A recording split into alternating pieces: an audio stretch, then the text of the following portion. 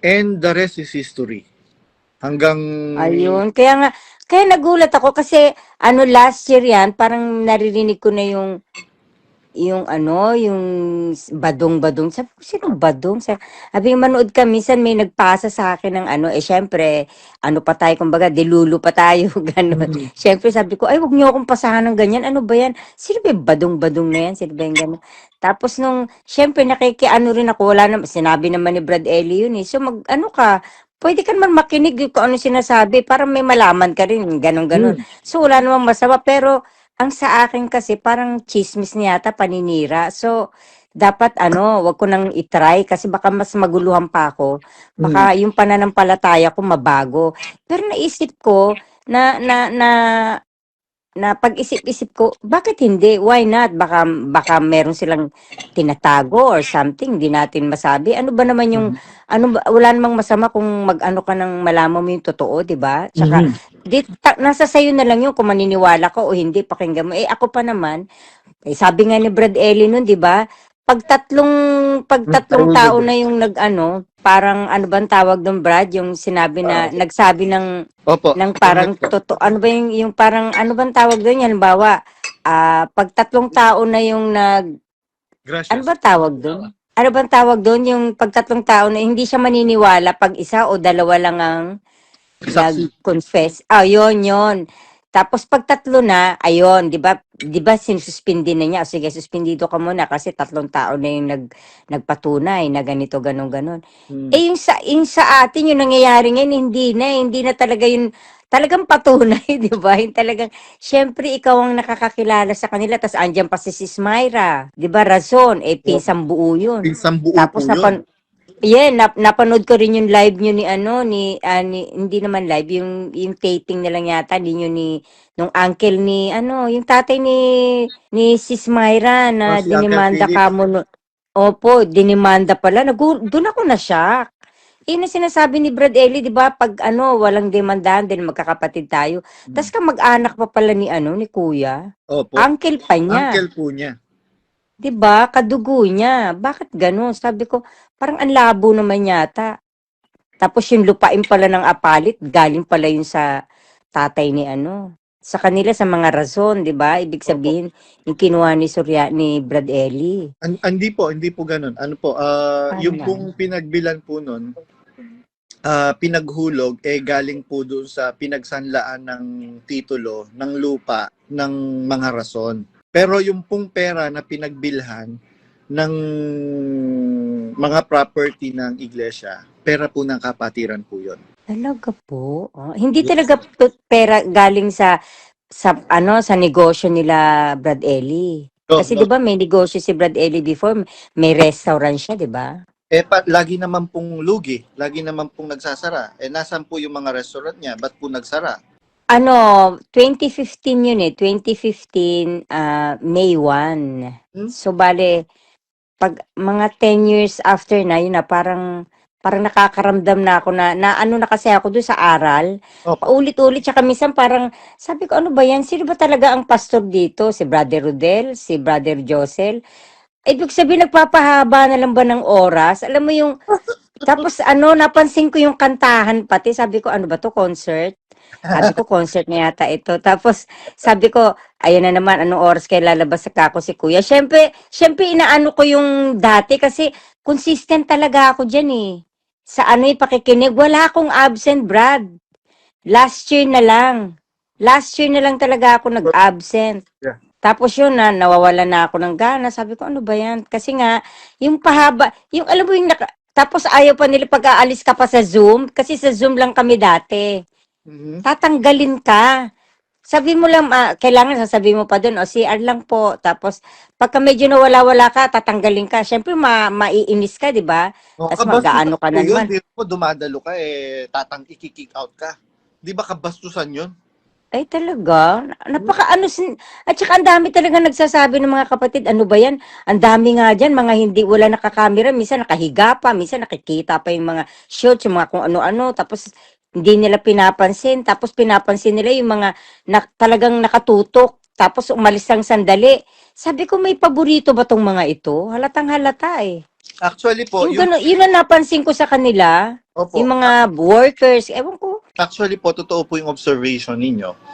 Yung royal family mismo biro mo, merong natutulog habang nagkakatipon. Kasi nakikipagkatipon sila sa mga bahay nila Opo, opo, totoo yan. Merong PPSP, merong nagpe-painting, merong nag merong kung ano-anong ginagawa, merong nagpapamasahe, merong nagti-TikTok. Yan si Brandon.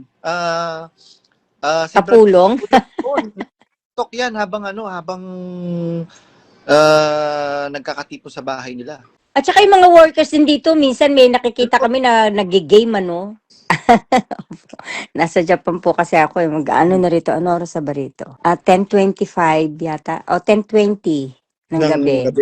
Kain po Opo, tayo, opo. kapatid. Sige po, salamat po sa Diyos. Opo. Tatanong ko lang po sana kung totoo po bang hindi pinapagamit ng cellphone yung mga anak nila kuya? Hindi po totoo yun. Fake news po yun. Kung paano ka-fake yung kanyang pagmumuka, ganun po ka-fake yung mga statement na pinagsasabi ni Daniel Rason. O nga po, umpisa pa lang parang hindi nakapanipaniwala, imposible namang hindi paggamitin ng cellphone yun, di ba? Di ba pinapagalitan pa nga si Brad Joshua na, next time, wag kang hahawak ng phone, parang sabi niya noon pa yon sa pagkakatipon, noon pa yung matagal Yes po. na. Siguro narinig niyo na po yan, di ba? Yes po. So, ibig sabihin, hindi po pala totoo. Hindi po totoo. May mga gadgets po sila. Marami po silang gadgets. Kumpleto po. Sila pa ang mawala ng mga gadgets, ng mga cellphone. Sigurado, may gitar nga, di ba? May mga gitar sa Opo. bagay. Yung gitara, okay lang naman. Alam ko kay Joshua yun sarili niya yun, di po ba? Yes po. Tapos nakakatuwa pa dahil yung pag nakikita sila talaga, lagi silang naka-uniform na magkakamag-anak. Yung talagang bago ng bago yung damit. Tapos kami, hindi kami, pinagbabawalan kami kung ano yung sapat, kung ano yung meron ka na, makontento ka na lang doon. 'Di ba? Parang may ibig sabihin Ibig sabihin, okay lang na pumorma sila, kami hindi. Kapampangan po talaga kayo? Opo, Kapampangan po talaga ako. Hindi mo Ah. mapagkakaila kasi lumalabas po yung pagiging Kapampangan pag nagsalita. Hindi, opo, na ko nga napapansin ko nga, sabi ko, saan bang province ito? Akala ko, hindi ko alam kung Bulacan o Kapampangan. Sabi ko, pag Bulacan naman, iba naman ang punto, kasi, di ba? Ang punto Ang Bulacan, di ba sila kuya? Bulakenyo talaga sila, di ba? Opo, Bulakenyo. Isa po siyang kahihiyan sa lahing Bulakenyo, si Daniel Rason. Talaga po ba? Opo, biruin mo, alam na alam mo sa sarili mo na nanloloko ka na lang. Niloloko mo na lang ang mga kapatid. Tapos, you have the guts, you have the audacity na sabihin mo, where in this world have you seen a preacher na nagpapakilalang sa Diyos tapos sinasabi niya na wag na tayong magpaka-hipokrito, Brad Josel. Umamin ka. No? Pagka meron kang taong hindi gusto na nakita, kumukulo ang dugo mo.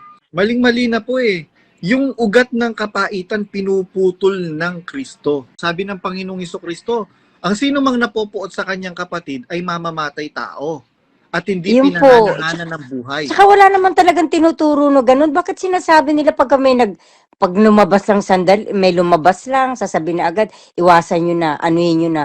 Ba't kinakailangan? Sa panahon ba ni Brad Ellis, sinasabi yun? Parang hindi Siya lang ang nagsasabi nun. Kasi nga po, pagka po napanood nila yung mga video ko, yung mga kapatid, hindi po pwedeng hindi sila mag-exit.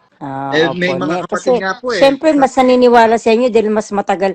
Ano po ba, alaga po ba kayo ni Brad Ellie o alaga po kayo ng mami ni Sis Beth? Ano po kasi ganito po yun. I was baptized. I have been a member 2001. Ngayon, nung naging member po ako, pumasok agad ako sa pagiging manggagawa. And fortunately, during that time, our district coordinator was Don Capulong. They are just newly Don, opo. Yes. Bago lang po silang reinstate sa pagiging manggagawa uli. Yung pong anak po noon yung pong asawa po noon, kapatid po ni Daniel Rason, pamangkin po ni Soriano. And the rest is history. Nagustuhan po nila ako, Tapos araw-araw, isinasama nila ako. Ako naman, siyempre, sa pagkakaalam ko, yun yung totoong relihiyon. So, I want to Ah. devote myself sa Diyos, sa Opo, ganun paglilingkod. talaga, no? Pag pumasok ka sa kanila, parang talagang ano eh, parang mapapaniwala ka talaga eh. Kahit ako ganun din, opo. Yes Tapos, po. ano po nangyari? And the rest is history.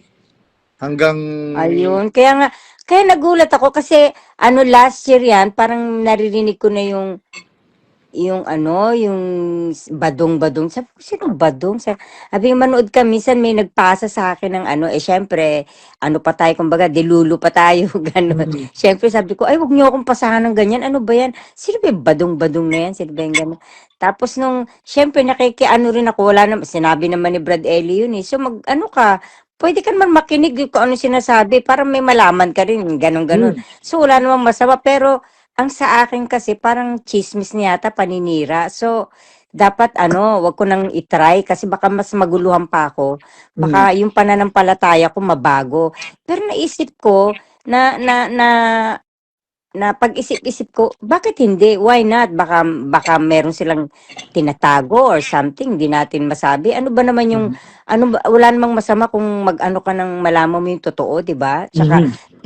nasa sayo na lang yun kung maniniwala ka o hindi, pakinggan mo. Ako pa naman, sabi nga ni Brad Ellie nun, di ba? Pag tatlong tao Nahulog. na yung nag-ano, parang ano bang tawag doon, Brad? Yung sinabi na, nagsabi Opo, ng correct parang po. totoo, ano ba yung parang, ano bang tawag doon? Halimbawa, pag tatlong tao na yung ano Gracias. ba tawag doon? Ano bang tawag doon? Yung pagtatlong tao na hindi siya maniniwala pag isa o dalawa lang ang Saksi. nag-confess. Yun. Tapos pag tatlo na, ayun, 'di ba sinususpindi na niya. O, sige, suspendido ka muna kasi tatlong tao na yung nagpatunay na ganito, ganon.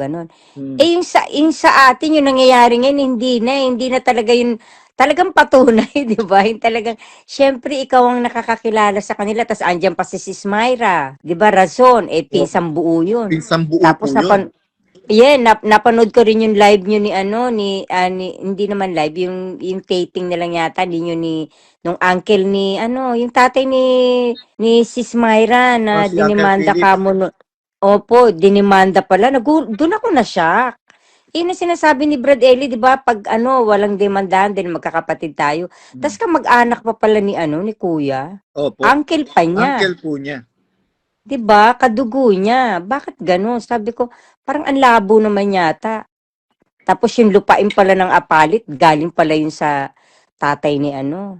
Sa kanila, sa mga rason, di ba? Ibig Opo. sabihin, yung kinuha ni Brad Ellie. Hindi po ganun. Ano po, Paano yung man? pong pinagbilan po nun, pinaghulog, galing po doon sa pinagsanlaan ng titulo, ng lupa, ng mga rason. Pero yung pong pera na pinagbilhan ng mga property ng iglesia, pera po ng kapatiran po yun. Talaga po? Hindi Yes. talaga pera galing sa negosyo nila Brad Ellie. No, Kasi no. 'di ba may negosyo si Brad Ellie before, may restaurant siya, 'di ba? Lagi naman pong lugi, lagi naman pong nagsasara. Nasan po yung mga restaurant niya? Ba't po nagsara? Pati Naman yung po, nasa Brazil? opo, sarado na po. Ano lang po yun? Ah, Ngayon ko lang po, later ko na lang po na ano lahat na it's only for a show na pag siniyasan sila, nagpapagal kami, nagtatrabaho kami. But in reality, it's only for a show. hindi talaga. You cannot buy kahit na gaano ka kagaling magnegosyo, hindi ka kaagad makakabili basta-basta ng property sa La Vista. Yung pong La Vista, Labisa in Brazil na yan. no, sa Quezon City po yon, sa likod po ng Sa Quezon City. yes. Yung kanilang, ano ba tawag doon, yung parang, ano ba yun, malaki yun, yung restaurant, yung parang ano bang tawag, hindi naman eat all you can, ano bang pangalan doon sa restaurant na yun? Ano nga pangalan ng restaurant na Buffet. yun, yung malaking restaurant? Buffet. Ayun, yung buffet, yan.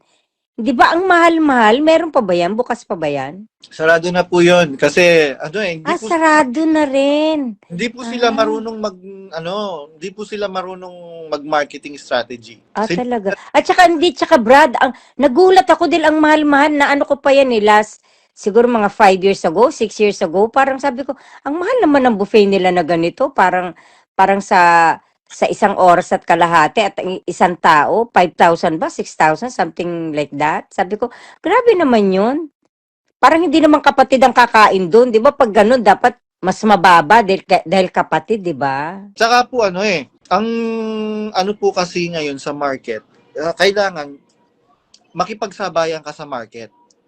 Opo, Ang dami opo. sa buffet na nagsulputan eh. Bakit nakaka-survive sila? Wala naman silang captive market. Knowing the fact na yung MCGI merong captive market. Bakit Opo, yun, syempre, opo. 'di ba? Kasi po hindi sila marunong mag market. Ang Ah, is yung captive market. Hindi naman opo. kagaya niya nababawasan na.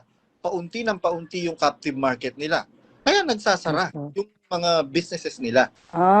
Pati yung yung may live ano sila dati, 'di ba? Yung pumupunta yung mga kapatid, kumakanta. Ano na nga yun? Napapanood ko pa yung dati, eh. Saan po ba yun? Parang mini bar siya na kumakanta, may nagkakantahan. Ano ba yun, 'di ba? Meron yun na napapanood ko pa yung Ano dati, po eh. yun? Sa Pasig, if I'm not mistaken, sa restaurant ni Hamilan. Siguro yung may, 'di ba nandoon yung mga kapatid tas may kumakanta. Minsan nga 'di ba may mga guest silang singer na artista. Hmm? Yung mga hindi naman masyadong sikat yung mga ano lang. Sa KD Rock po yun. Kay Dirak ba yun? Talaga? Pero walang ano doon, wala naman ako nakikitang may umiinom na beer. Siguro meron din ano. Puro mga juice lang kasi puro mga kapatid ang nandun. Hindi po sila pwedeng magtinda ng beer sa Pilipinas kasi dudumugin sila ng bashers. Sa I Brazil, see. kaya po sila nakakapagtinda doon dahil walang mga Pilipino. Pagka dumarating Ah, from other countries, itinatago po nila yung mga alak. yun Kumusta po pala yun. kayo na Anib? Ano, 2015 yun eh. 2015, May 1. Hmm? So, bale, pag mga 10 years after na, yun na, parang nakakaramdam na ako na ano na kasi ako doon sa aral. Opo. Paulit-ulit, tsaka minsan parang, sabi ko, ano ba yan? Sino ba talaga ang pastor dito? Si Brother Rodel? Si Brother Josel? Ibig sabihin, nagpapahaba na lang ba ng oras? Alam mo yung, tapos napansin ko yung kantahan pati. Sabi ko, ano ba to, concert? Sabi ko, concert na yata ito. Tapos, sabi ko, ayan na naman, anong oras kayo lalabas sa kako si kuya? Siyempre, inaano ko yung dati kasi consistent talaga ako dyan eh. Sa yung pakikinig, wala akong absent, Brad. Last year na lang. Last year na lang talaga ako nag-absent. Yeah. Tapos yun nawawala na ako ng gana. Sabi ko, ano ba yan? Kasi nga, yung pahaba, yung alam mo yung tapos ayaw pa nila pag-aalis ka pa sa Zoom. Kasi sa Zoom lang kami dati. Mhm. Tatanggalin ka. Sabi mo lang, kailangan sasabihin mo pa doon, o CR lang po. Tapos, pagka medyo nawala-wala ka, tatanggalin ka. Siyempre, maiinis ka, di ba? Tapos Kabastusan mag-aano ka po na yun. naman. Di mo dumadalo ka i-kick out ka. Di ba kabastusan yun? Ay, talaga? At saka ang dami talaga nagsasabi ng mga kapatid, ano ba yan? Ang dami nga dyan, mga hindi, wala nakakamera, minsan nakahiga pa, minsan nakikita pa yung mga shorts, yung mga kung ano-ano, tapos hindi nila pinapansin, tapos pinapansin nila yung mga talagang nakatutok, tapos umalis lang sandali. Sabi ko, may paborito ba tong mga ito? Halatang halata eh. Actually po, Yung gano, yun ang napansin ko sa kanila, opo, yung mga workers, ewan ko. actually po, totoo po yung observation ninyo. Yung royal family mismo biro mo, merong natutulog habang nagkakatipon. Kasi nakikipagkatipon sila sa mga bahay nila Opo, totoo yan. Merong PPSP, merong nagpe-painting, merong merong kung ano-anong ginagawa, merong nagpapamasahe, merong nagti-TikTok. Yan si Brad doon. Si Brad Kapulong. TikTok yan habang nagkakatipon sa bahay nila. At saka yung mga workers din dito, minsan may nakikita kami na nag-game, ano.